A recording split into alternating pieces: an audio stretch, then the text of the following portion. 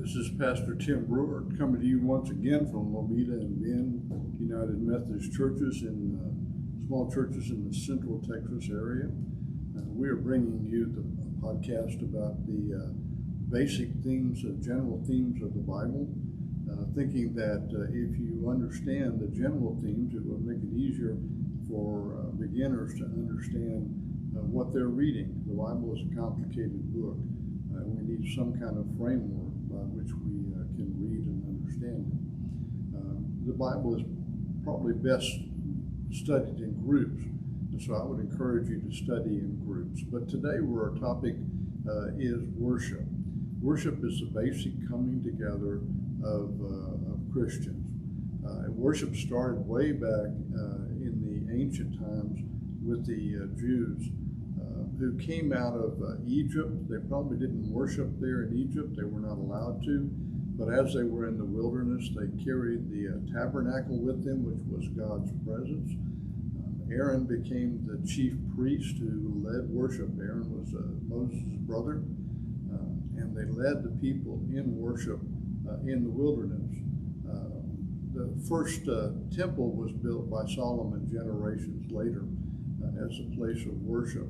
It was destroyed, and then the temple was rebuilt in Jesus' time, but destroyed again by the Romans. But worship is really, at its most basic form, a retelling of God's story, of our experience with God, our relationship with God, so we can remember whose we are and who we are. It starts like a drama. It picks us up in the place where we are. It takes us on an adventure, and we come out the other side slightly changed, slightly closer to God and to one another if it's done well. It includes all kinds of elements of prayer, talking to God in prayers of confession, prayers, pastoral prayers for asking for help and giving thanks. But it's not primarily what we can get out of worship, it's what we can give. We give praise to God, and we declare our dependence upon God, that we trust God in all that we say and do. And we also give love and affection for one another, to encourage and to support, and even sometimes hold accountable.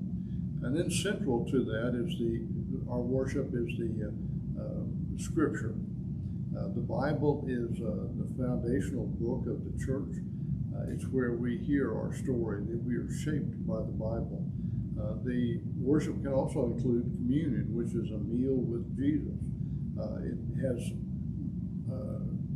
part of the Last Supper in it, but it's also the feeding of the 5,000. It's the resurrection meal.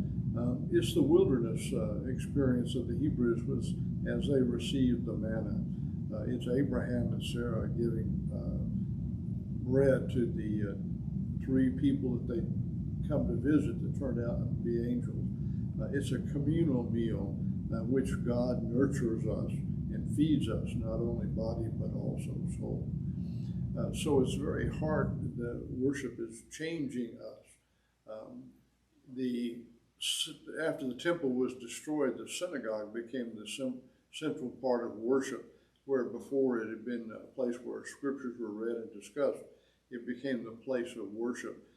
The early Christians picked up the temple worship and made it their own.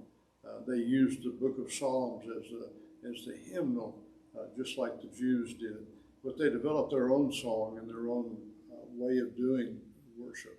It was primarily in the homes that worship occurred, in small groups of 5, 10, 15 people. It was only later that the worship evolved into a more elaborate prayers and ritual as it began to have buildings. So the worship has changed over the years. It's very different now than it was 200, 300, 500 years ago. But what we're doing, whatever form it takes, it's a big group of people coming together to remember who they are and whose they are, and that they're praising God and declaring their trust in God and love for each other. So that's what we're doing when we're doing worship. See you next time.